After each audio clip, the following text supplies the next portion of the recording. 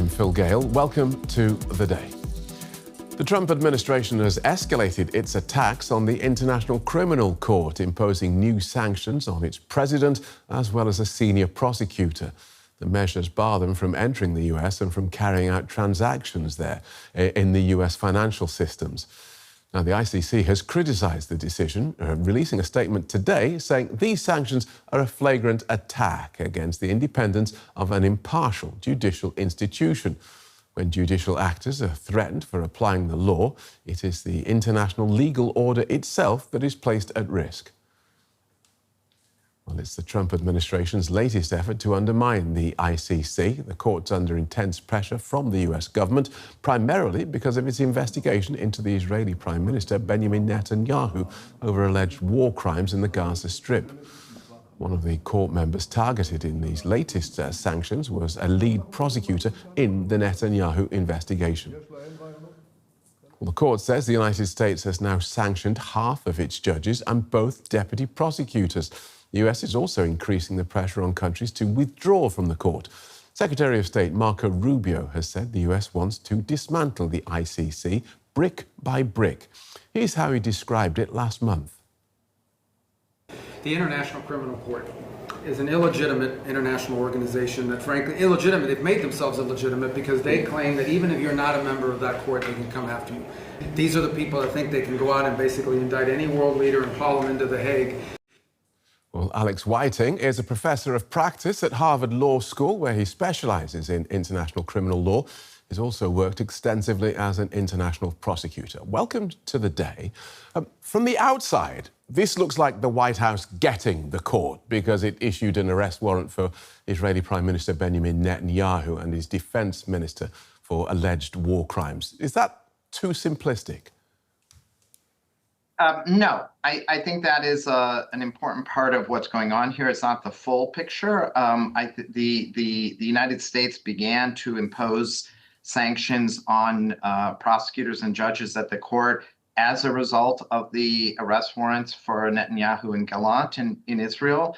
So that certainly was an important motivator. I think a second thing that's happening here is this administration actually is concerned that the court might in the future issue arrest warrants for Americans as a result of actions in, for example, the high seas or in Central and Latin America.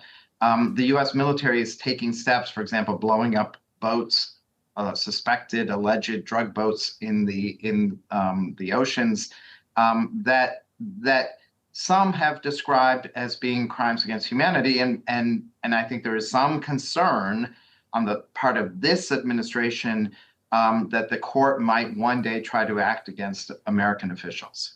See, what's interesting about that is, of course, that US hostility towards the ICC isn't new. Joe Biden described the court's arrest warrant for Benjamin Netanyahu as outrageous. Is that just because, and of course the US is not a signatory to the court, so does that antipathy stem from the role that America has played around the world for so many decades? Well, I think the U.S. historically has had a very hot and cold or up and down relationship with the International Criminal Court. It's had moments of hostility, for example, in 2000, when the court first began operating in 2002. Again, at the beginning of the Trump administration, as you said, President Biden also condemned the court for the arrest warrants against Netanyahu.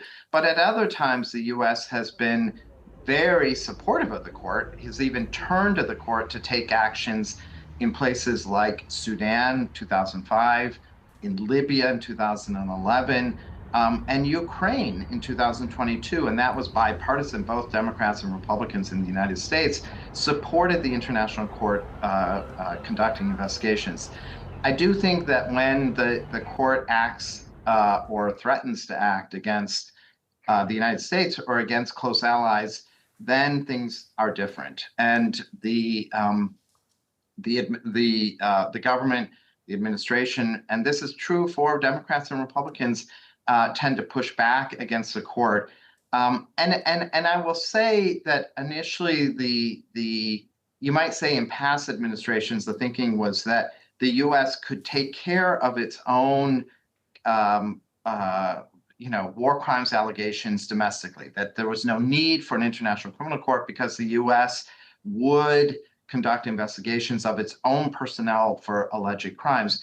I think it's different with this administration. I think this administration does not have any faith or belief in the rule of international law when it comes to war crimes, crimes against humanity, and genocide. And I think that this administration is being protective of U.S. personnel and U.S. officials because of the very aggressive actions that it's taking around the world militarily. Okay. Let's take a look at a couple of the allegations that the US has made against the court. We've recently seen the court's chief prosecutor dismissed over allegations of sexual misconduct. The White House claims the court is corrupt and fatally politicized. Do you think there's any truth to that? No, I don't think there's truth to that. And it is true that the Karim Khan, the prosecutor of the court, was dismissed by the Assembly of States Parties. To me, that showed a kind of ability of the court to hold people at the court accountable for breaking rules.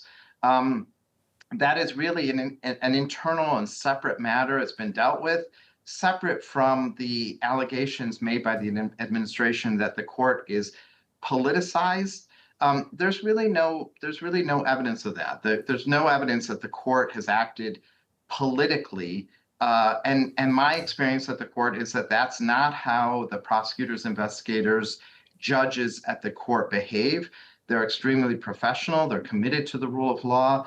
They investigate allegations of war crimes, crimes against humanity, and so forth, where they find them, and they pursue the facts. The court operates in a political world, and it's often influenced and affected by politics and the politics of states.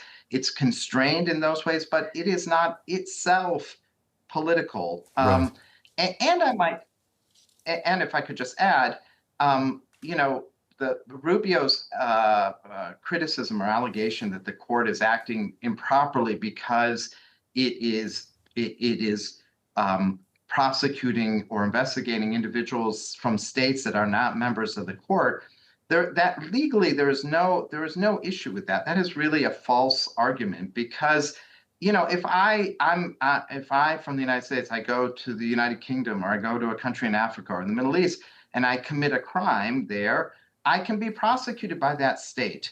If that state gives its criminal jurisdiction to the International Criminal Court, the International Criminal Court can have jurisdiction over somebody committing a crime in that state. So legally, that is not a controversial proposition. Washington, though, is pressuring countries to leave the court. Chad and Venezuela have answered that call.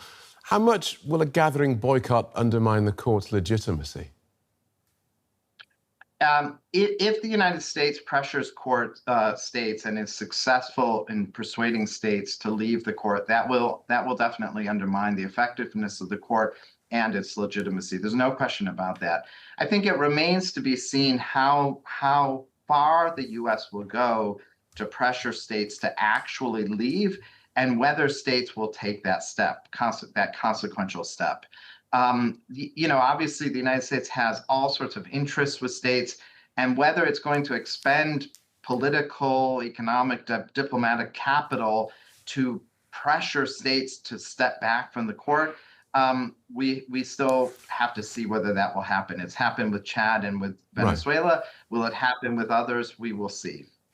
Just stepping back, do you think that there is any chance that this sort of intimidation from the United States might make the court defensive, maybe thinking twice before going after people that the US wouldn't want them to target?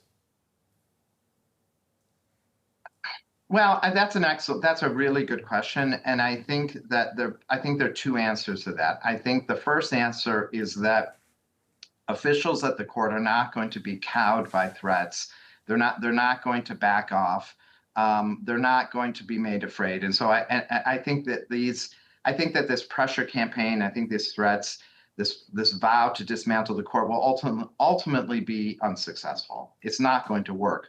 On the other hand, the court is a fragile institution. It has very few independent powers, and it has to think about being strategic in which cases it takes on and which cases it doesn't. And so it has to it should proceed in a way that it can succeed, and with cases that it can succeed with.